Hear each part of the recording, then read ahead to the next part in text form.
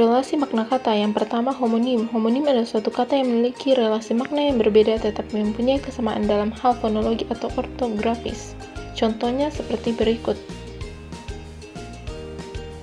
Yang kedua adalah homograf. Homograf adalah istilah untuk menyatakan kata yang ejanya sama tetapi pelafalannya berbeda. Contohnya seperti berikut. Yang ketiga adalah homofon. Homofon adalah kata yang diucapkan sama dengan kata lain tetapi berbeda dari segi maksud. Contohnya sebagai berikut.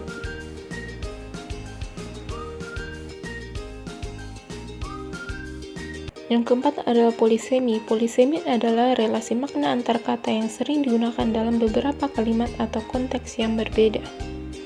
Contohnya sebagai berikut.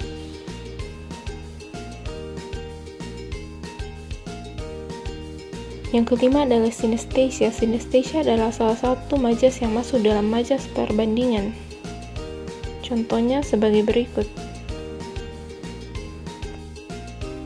Yang keenam adalah peyoratif. Peyoratif adalah unsur bahasa yang memberikan makna menghina atau merendahkan.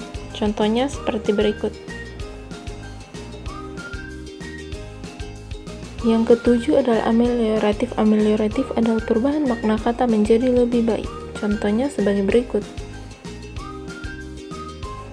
Yang kedelapan adalah hiponim. Hiponim berasal dari kata Yunani kuno, anona yang berarti nama, dan hipo yang berarti di bawah. Jadi hiponim adalah nama yang termasuk di bawah nama lain.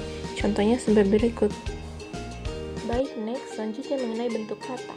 Yang pertama yaitu kata dasar atau penanggalan kata adalah kata yang menjadi dasar bentukan kata yang lebih besar. Contohnya sebagai berikut. Yang kedua yaitu kata majemuk setara. Kata majemuk setara adalah kalimat gabungan yang memiliki kesetaraan dalam hubungan antar pola-pola kalimatnya. Kata majemuk setara dibagi menjadi tiga. Yang pertama itu kalimat majemuk setara penggabungan atau penyertaan. Contohnya, saya membeli sikat gigi dan adik ikut membelinya juga.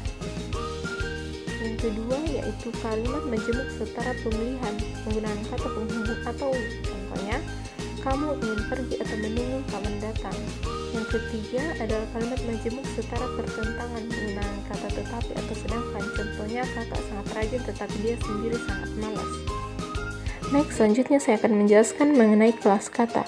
Kelas kata yang pertama itu nomina atau kata benda. Adalah kelas kata yang menyatakan nama dari seseorang, tempat atau semua benda dan segala yang dibendak. Contohnya sebagai berikut.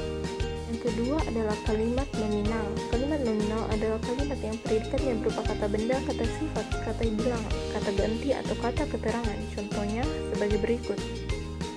Yang ketiga adalah verba. Verba adalah kelas kata yang dipakai untuk menyatakan suatu tindakan, pengalaman, pengertian, dinamis, keberadaan, dan lain sebagainya. Verba dibagi menjadi tiga. Yang pertama itu verba asal bersifat tunggal dan tidak digabungkan dengan afiks lainnya, dapat digunakan dalam kalimat formal ataupun informal. Contohnya jadi, hilang, dan lain sebagainya.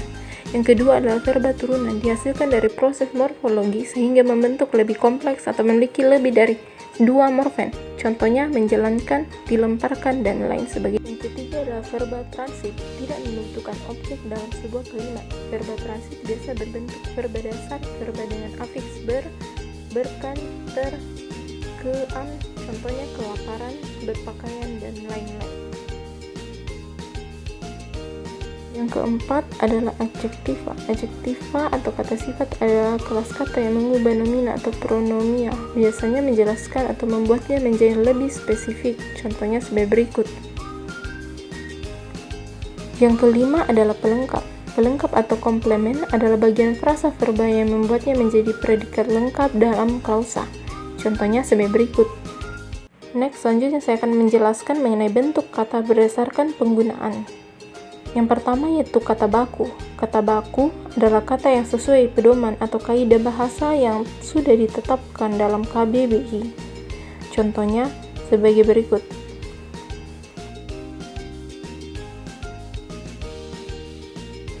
Yang kedua adalah kata tidak baku. Kata tidak baku adalah kata yang penggunaannya tidak sesuai dengan kaidah berbahasa Indonesia yang sudah ditentukan. Contohnya sebagai berikut.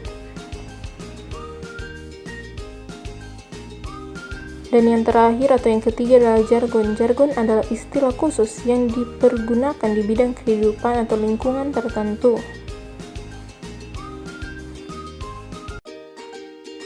Contoh jargon sebagai berikut.